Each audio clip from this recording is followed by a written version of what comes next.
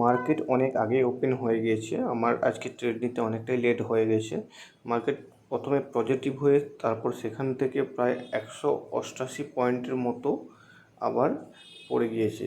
সামনে 23,300-র কাছে একটা রেজিস্ট্যান্স নিয়ে মার্কেট কন্টিনিউ ফল করছে এবং এখনও ডাউন ট্রেন্ড কন্টিনিউ করছে।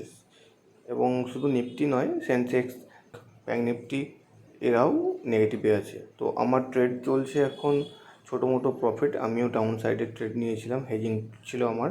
আমি 140-এর একটা কল সেল করেছিলাম এবং 68 টাকার একটা কল বাই করেছিলাম। এখন আমার এই ট্রেডে ছোটোখাটো প্রফিট চলছে এবং এটাকে আমি এখনও হোল্ড করব। দেখি কত টাকা আমার লাস্ট পর্যন্ত প্রফিট গিয়ে দাঁড়ায়। আর চার্ট দেখলে বোঝা যাবে এখানে 23,000 কাছাকাছি একটা সাপোর্ট রয়েছে। তো আমি 23,000-এর কাছে একটা সাপোর্ট মার্ক করে নেব। এখান থেকে মার্কেট রিভার্স করতে পারে।